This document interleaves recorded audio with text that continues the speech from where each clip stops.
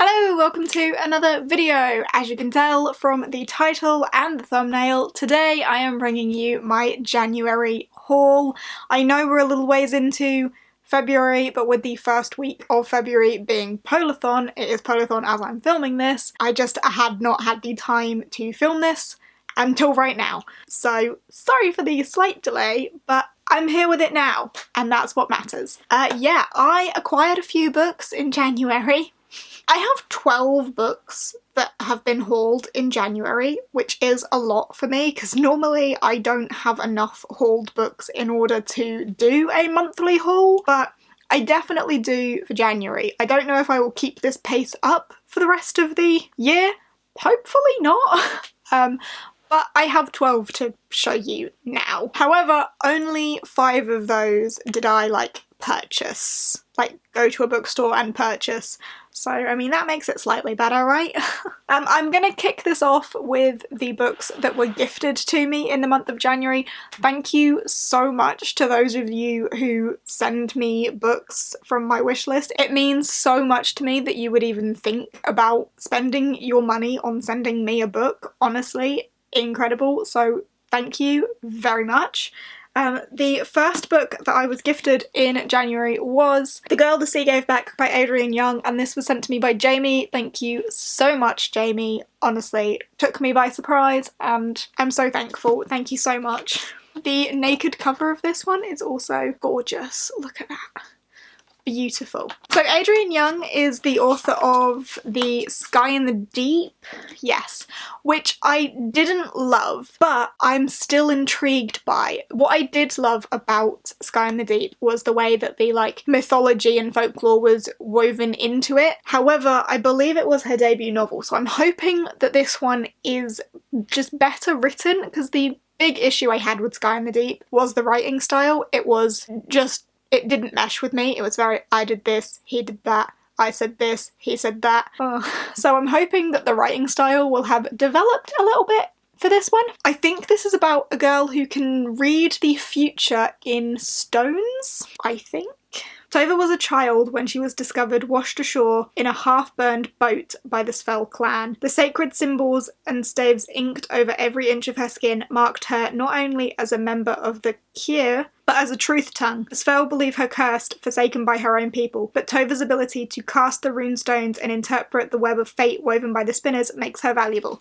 So yes, she can, tell the future in rune stones. I'm looking forward to reading this at some point. The cover is absolutely gorgeous. So yeah, looking forward to diving into this, hoping the writing style is better than it was in Sky in the Deep, but thank you so much, Jamie, for sending this my way. Next up, I received Winterwood by Shay Earnshaw, and this was sent to me by Ariana. Thank you so much, Ariana. I know I say it in my vlogs, but I'm gonna say it again here. Thank you so much for sending this my way. Honestly, I know almost nothing about this book other than the fact that it was written by Shay Earnshaw, and I loved The Wicked Deep by Shay Earnshaw. The atmosphere was just so up my street, and I enjoyed the writing of it as well. I had a really good time with The Wicked Deep, so when this was released, I knew I had to throw it on my wishlist. I knew I wanted to get my hands on it at some point, and here it is. I've heard very good things about it, and a few people saying it's been good for Polathon as well, so let's discover what this is about together. Be careful of the dark, dark wood, especially the woods surrounding the town of Fairhaven. Some say these woods are magical, cursed even. Rumoured to be a witch, only Nora Walker knows the truth. She and the Walker woman before her have always shared a special connection with the woods. And it's this special connection that leads Nora to Oliver Huntsman, the same boy who disappeared from the camp for wayward boys weeks ago, and in the middle of the worst snowstorm in years. He should be dead, but here he is, alive and left in the woods with no memory of the time he'd been missing. Ooh, interesting.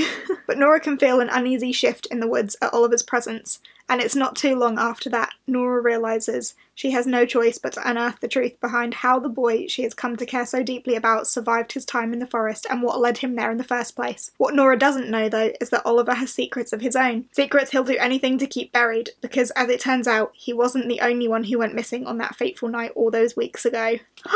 Sounds really mysterious and dark. Sounds, in a way, quite similar to The Wicked Deep, girl meets boy both have really dark, deep secrets. I'm looking forward to that. Thank you again so much, Ariana, for sending this my way. I was then also spoiled by Francesca. Thank you so much, Francesca. You do spoil me. And she sent me a couple of graphic novels. She sent me Skyward Volume 2 by Henderson, Garbett, Fabella and Boland. I read Skyward Volume 1 just after Christmas. I got it for Christmas. It is about a world where there is zero gravity. There was gravity, G-Day happened, there is no gravity. Our main character has lived her entire life with no gravity. However, her father has not, and you kind of see the differences between those. And he has some sort of implication in G-Day and some powerful enemies, and our main character gets woven into this political story that she should have stayed away from, but also, like, there's no gravity. It's fun. I enjoyed Volume 1 a lot, and I am looking forward to diving into Volume 2 as well, so thank you, Fran, for that one. And then she also sent me Low Volume 1, The Delirium of Hope.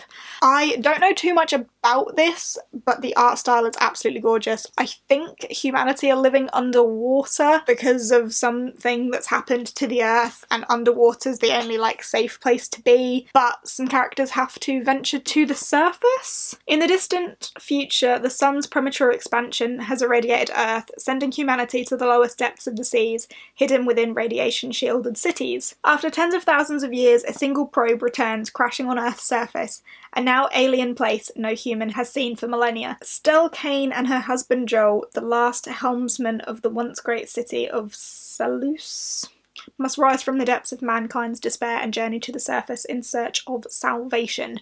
So yeah, I was sort of right there. I'm looking forward to this. I, as I say, don't know much about that, but it sounds interesting, and the art style is just beautiful throughout this. So yeah, again, thank you very much, Fran. Then we have a few books from book boxes. I won't talk about these too much because I have done unboxings with them, but we have Eight Will Fall by Sarah Harrion. This came from a Fairy Loot box and is a sci-fi, I believe. And in the same box, we got an arc of Wicked As You Wish by Rin Chipeko, who is the author of The Bone Witch, which is quite popular.